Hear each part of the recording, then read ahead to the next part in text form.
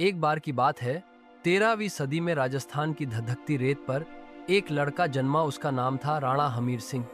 यह वो समय था जब दिल्ली सल्तनत की तलवारें राजपूतों की गर्दनों पर नाच रही थीं। चित्तौड़ का किला, जिसे कभी सूरज की तरह तेजस्वी राजपूतों ने बसाया था, अब गुलामी की छाया में डूबा था। राजवंश उजड़ चुका था, पर एक चिंगारी अब भी जल रही थी। वो चिंगारी था हमीर, जो एक दिन शोला बनकर इतिहास के पन्नों को जला डालेगा।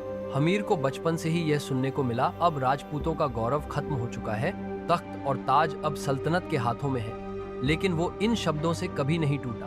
वह हर सुबह तलवार को प्रणाम करता और खुद से कहता, चित्तौड़ को फिर से उठाना है, ये मेरा धर्म है। जैसे जैसे वह बड़ा हुआ, उसकी आंखों में क्रोध और ललकार उतर आई। वो शेर की तरह जीता था और अग्नि की तरह बोलता था।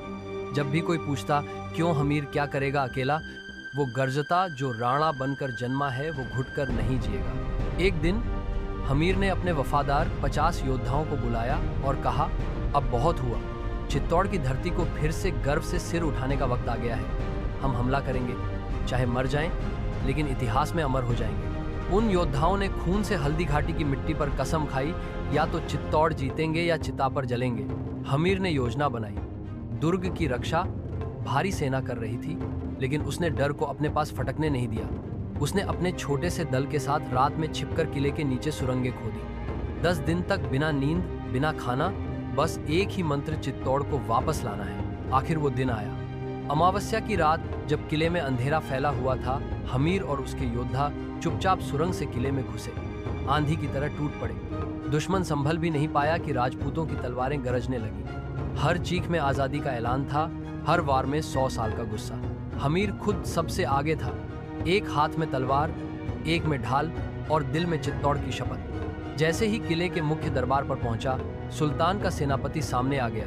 दोनों की आंखें मिली। सेनापति ने कहा, झुक जाओ हमीर, जान बख्श दूंगा।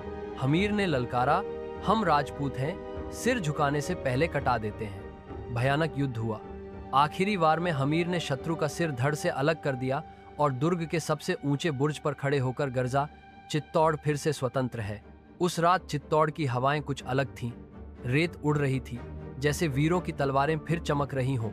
महलों में फिर से दीप जले और माताएं सिर ऊंचा करके बोलीं, हमारे लाल जिंदा हैं। हमीर ने न सिर्फ दुर्ग जीता, बल्कि आत्मसम्मान, स्वाभिमान और पूरे राजपूत गौरव को दोबारा जीवित कर दिया। उसने इतिहास को बताया कि जब एक सच्चा योद्धा ठान ले, तो साम्राज्य हिल जाते हैं।